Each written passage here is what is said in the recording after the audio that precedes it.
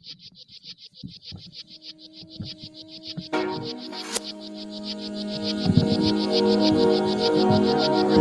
Buffalo Soldier here, bringing you another episode live from Seattle, Captain Buffalo Soldier Show. I'm grateful to be here on Rainier Avenue Radio, live from Seattle, Washington. It's been a lot going on. There's a lot of adjustments for me. I do have a guest here in the studio with me, and momentarily I'll allow him to introduce himself, and we're going to chop it up for a bit. Um, Trick or treat. So it's the end of October. You know, the little ones are getting dressed up. Y'all be safe out there, and check that candy out. Let your parents check it out before you eat it. Don't eat anything dangerous out there in the street. So Captain Buffalo Soldier coming at you live from Seattle once again. Testing, 1 2. Thank you, Captain Buffalo Soldier here on Rainier Avenue Radio, live from Seattle.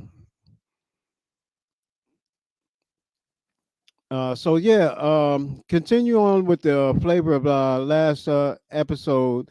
It's about revitalization of our communities, uh, hands-on, rolling up our sleeves and getting in the trenches.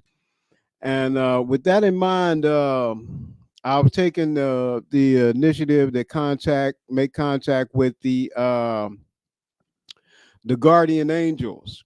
So they are an organization who had been very, very active and colorful, and very much a part of our culture in the 80s.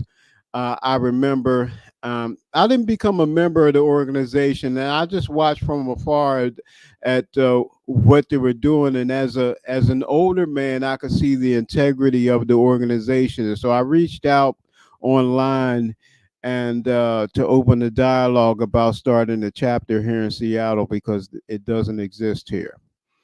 And the reason for that being is about a month or so ago, we had a town hall meeting here, and it's the priority topic was crime in relation to drug addiction, in particular the new fentanyl drug. And in addressing that, it's my opinion that it would be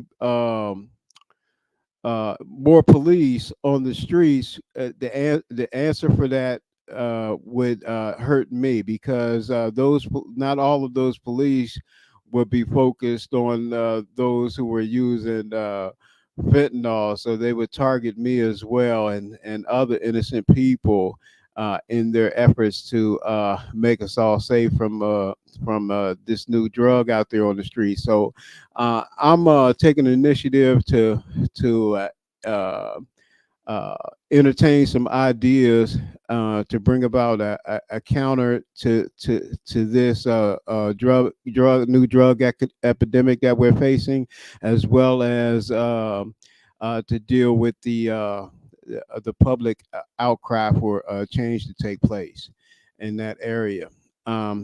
So with no further ado, I'd like to continue along the same lines of last episode, and being that Captain Buffalo Soldier is about introducing a solution to poverty and homelessness by way of uh, economic means, introducing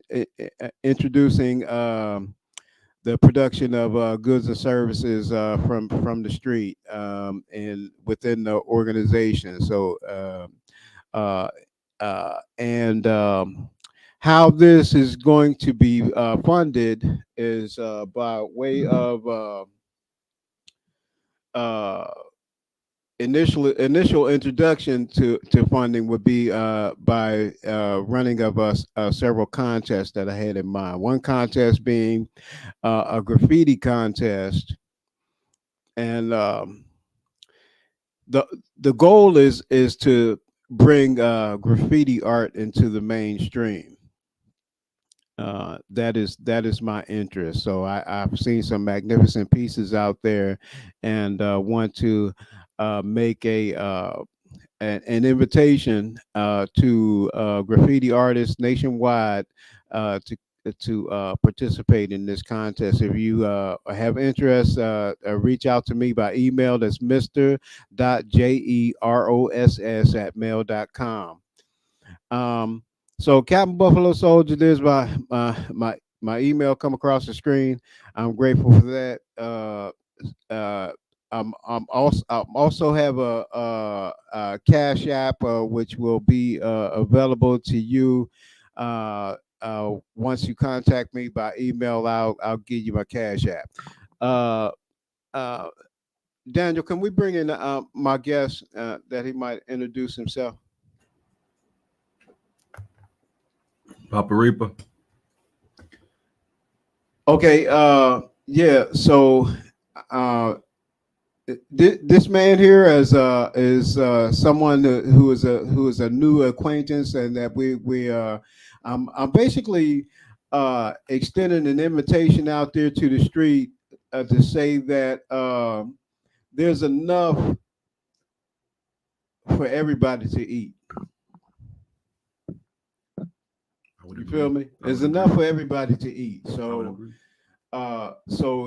in us coming together, we can form valuable alliances that mix this all in the bud. So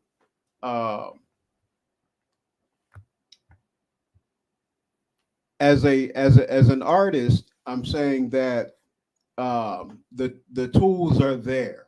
The tools are there to make all this happen, and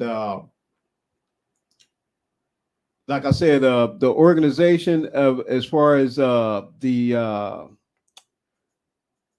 contest is concerned, that all of that is what I'm doing is tapping into the hip hop culture that had not been utilized to a certain degree. You see, it started out that rap music was street.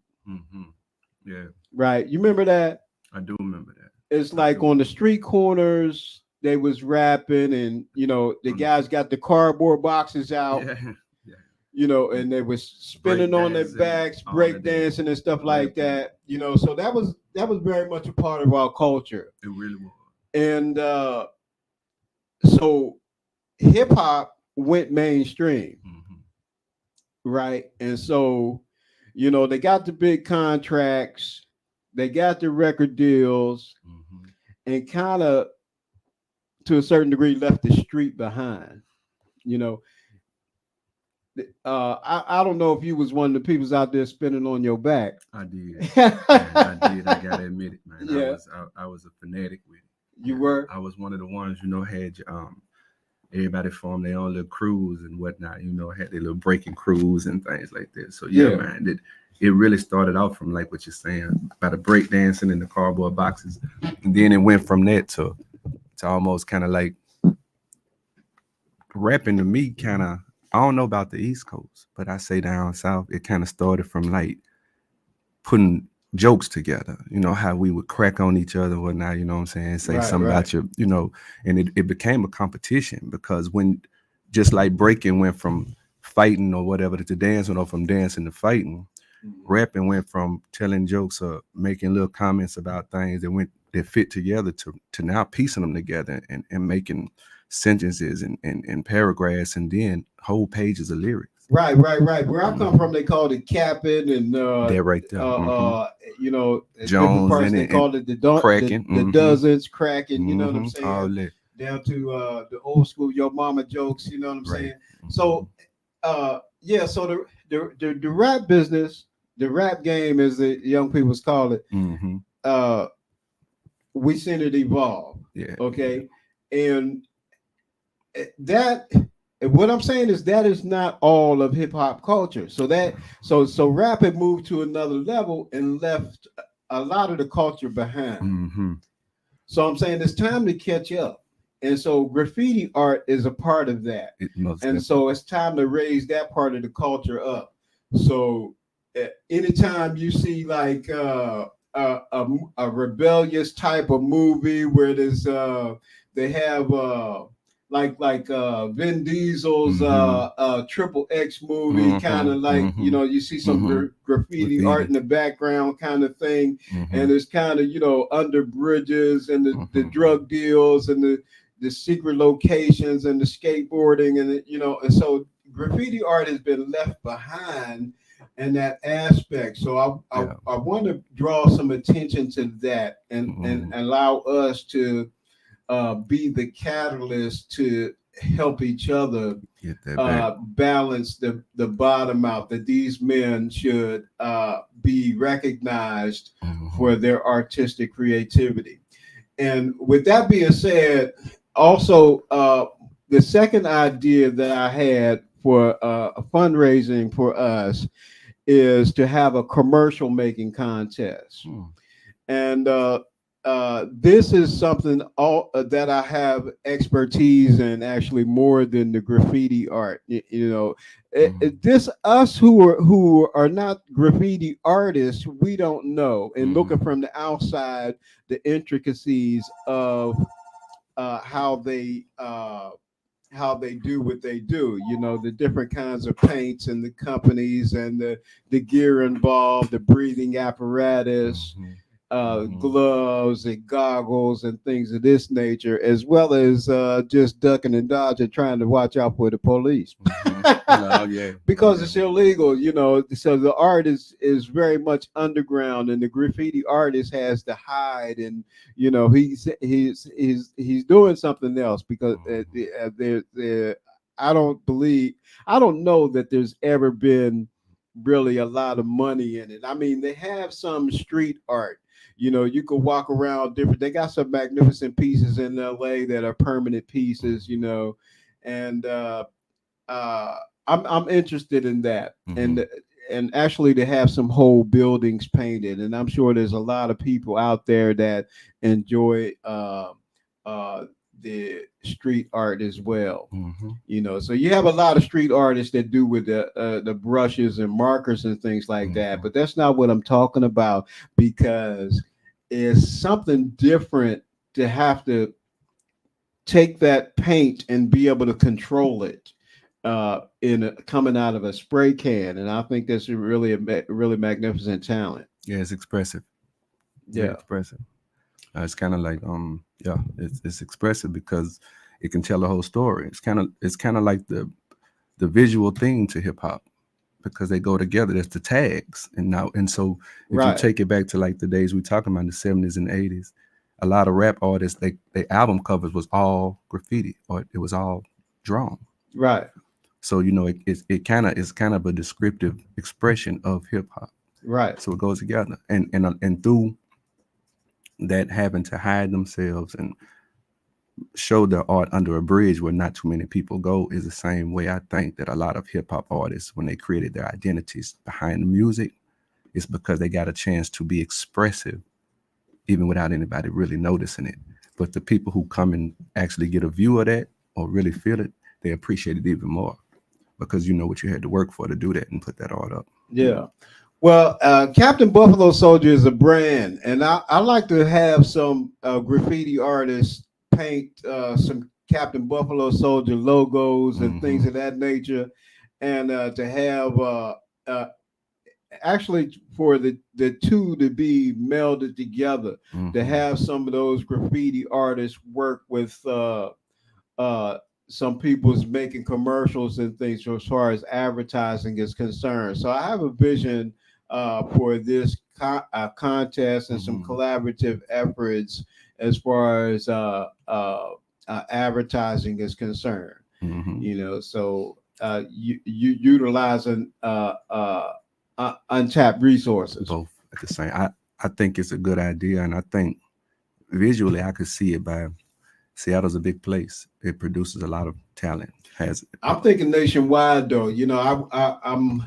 I have a vision for $1 million cash prize. mm-hmm. So it's a lot of money, and I I'm sorry I'm unable to think small, Mm-hmm. but I believe that it's not going to be hard to raise that kind of money. Mm-hmm. Uh, like I said, that hip hop is vast, Mm-hmm. is deep, and it's rich. Mm-hmm. And I'm just flatly just sending it out there to those whom have Mm-hmm. uh, left somebody behind, whom have evolved, whom have uh,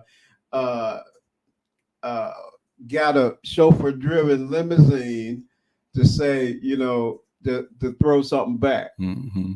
That's Mm-hmm. all I'm saying. Throw something back. Somebody can spare one. Yeah, yeah, yeah, yeah. So I'm gonna be reaching out to some of these guys. I'm not gonna mention who, but I got access to some social media contacts. Mm-hmm. So I'm gonna throw some things out there and make the request.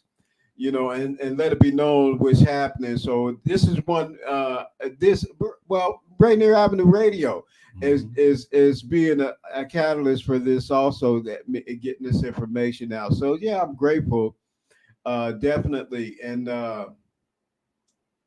in being humble is is something I I don't necessarily have difficulty Mm-hmm. with, Mm-hmm. but I don't want people to misunderstand what's going on here.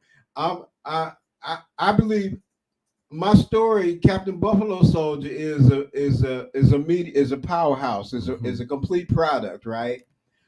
Um, Worth millions of dollars, but don't get it twisted. Mm-hmm. I discipline myself to understand the reality that I am moving away from and the reality that I'm moving into. Lord, right. Okay, I am presently classified as a homeless man. Mm-hmm. Okay, meaning I don't have a place to live. So I Oh. slept outside last night, Mm-hmm. and it was cold here. I don't Mm-hmm. know how cold it was. It's, Do you know, Daniel? they call it too cold to be outside. I Too think that's cold to what they be call it. outside. Mm-hmm. So I slept Mm-hmm. outside last night, and God willing, I have my place in a couple of days. I'm waiting for an apartment, so I'm lined up for an efficiency apartment that Mm-hmm. I should be able to have in a couple of days. So. I'm believing for that. So I'm optimistic, and Right. You have that to be. I'll be in my place within a few days, Mm-hmm. so less than a week. Mm-hmm. I'm believing that, but in the Congrats on that meantime, too. I'm outside, Mm-hmm. and I'm not ashamed of that, because I know what kind of effort I put into this life, and I've made a chronological record of my homelessness and sleeping outside and hitchhiking across the country. So I hitchhiked east to west Mm-hmm. several times, out of wherever I was going. Mm-hmm.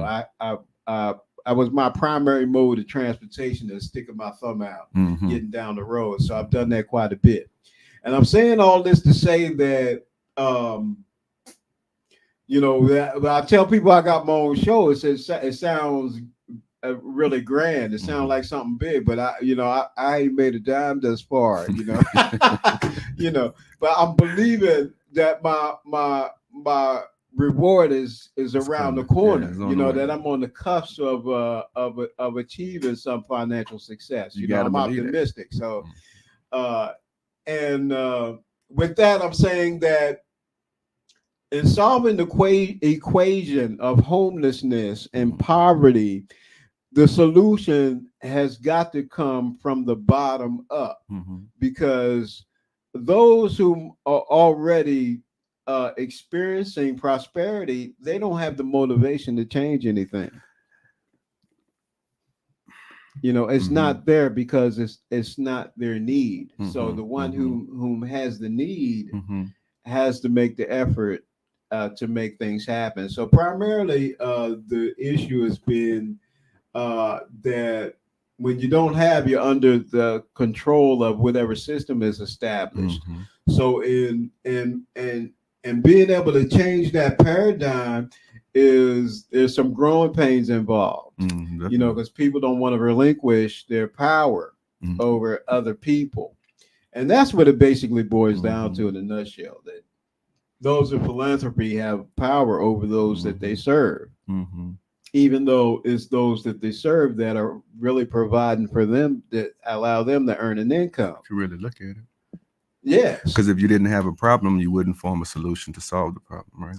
right, right. And you have to take a team to solve a problem, right? You have to form a team in order to take on a big problem, right? And homelessness is a big issue, but the main part of it is it can never be solved if you don't talk to the people who are involved in it, right? So if you don't go and talk to individually the homeless people, how can you know how to help fix their Yeah, problems? and Because so I don't stand in them shoes mhm, because I'm not on the outside looking in. I'm right, on the outside. on I'm the on the inside inside looking out, already. So I don't have to ask nobody. I already know. right? But now that's true. But now, but the people who are Yeah. supposed to be in charge of changing it, they don't know, Well, and they they don't. it's a misunderstanding to say they're changing it. That's not their No, goal. that's Their goal is to maintain the status quo because, like I said, this is their livelihood. they can always perform Right. a resolution team. Hmm. It's a matter Hmm. of warehousing people and getting them on that stroll, Hmm. going from meal to meal. Hmm. So we are presently we just about consumed all our time, our show time, having a little bit testing, a Hmm. little bit of difficulty there, uh, uh, perhaps on my part. Um, but just a few minutes left, so I want to reiterate the uh, the points that I made with where I'm at. So with the fundraising, the purpose of the fundraising is to secure property.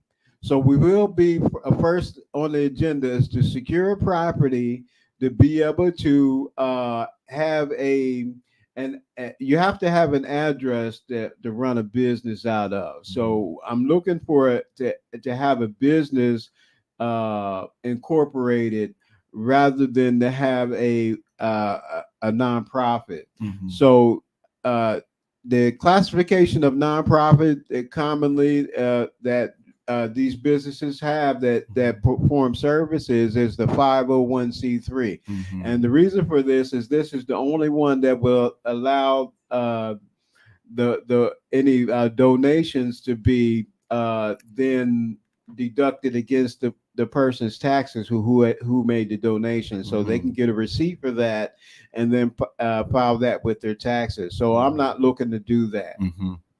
So I'm looking for a to have a Another business way. license Hmm. and to pay the tax and to participate in the production of goods and service just like any other business. Hmm. So you're looking for a building, right? I'm looking for a building. That's correct. I'd say talk to the landowners, man. This territory out here is huge with Native Americans, right? Who own plots of land in certain territories, right? From my understanding, all of it. But I mean, I know that they own a huge, vast majority of the land. So if you talk to them, I'm sure that they could find available space that could kind of circumspect all those other obstacles that would be in the way of doing it the traditional or Well, I'm not just looking for domestic way. space. I'm not looking for I need a building. But I'm sure they have buildings within the Yeah. space that's unoccupied and probably waiting to be utilized for the right purpose and for the right movement and for the right cause. And since they have a huge helping hand in also facing the homelessness problem. Well, I'll tell Mhm. you, you look into it and let me know. I'll do that for you Yeah. because I think that community would be the first primary people that you should contact. Okay. Well, You you know, do it. okay, You look into it, okay, and you let me know what's happening. You I'll got my let you know. phone number, Okay, I'll definitely let you know. because I got a lot on my plate right now. I'll see. And yeah, Yeah. so I'm doing as uh you know what, and I I don't like using terms like that, Mm-hmm. which reminded me about a point that I wanted to make. that we so easily fall into the status quo, what is trendy, Hmm. you know, of how to respond to people and address certain situations. And, you know, it's terrifying, Hmm. you know, to hear how people are talking now, you know, and I find it very difficult to even socialize and try to communicate with people, especially females, whom are making comparisons and calling me names like narcissist, Whatever that is, right? I don't know whatever what that that is. is. Hmm. Yeah, yeah, yeah. Yeah, yeah. Or No, I don't know or what that is. addressing somebody else in that way, and you know, Hmm. it's like you know, hey, But like you, Wesley said in the movie, does anybody speak English anymore? You right, know. and you can't worry about what people say or what people do, man. You gotta worry about what you focused on, man. You got clean that plate that you got full. Yeah. Then you can work on seconds. So and I think all that other stuff is seconds. It's secondary. It can be a primary distraction if you allow it, Yes, sir. right? But to me, when someone calls me a narcissist or anyone a narcissist, to me it's almost like a spell. If you call me that and I believe it, well, then your spell has worked on me. What you say, what you call me is true. But if it doesn't have any effect on me, I don't even believe it myself. Well, Well, you know what, bro? I it appreciate shows that back to point. them. Well, Hmm. one more again, I'd like to run it back to say, you know, it's been swell. Hmm. You know, I'm grateful, and you know, 30 minutes go by so quick. Quick. You know, and I'm very much interested in sharing and inviting people. You know, and you know, and I really I'd like to have some more time Hmm. and to make this thing happen. But you know, I'm grateful to get another opportunity. Hmm. Thank you. So I'm grateful to be here. Rainier Avenue Radio, Captain Buffalo Soldier coming at you once again with peace and love, with the answer, solving the equation of homelessness and poverty. Captain Buffalo Soldier is a book selling on Amazon Kindle Direct Publishing. Uh, Thank you for your time. Thank you for tuning in. Rainier Avenue Radio, Captain Buffalo Soldier, peace and love here. Thank you, thank you, thank you.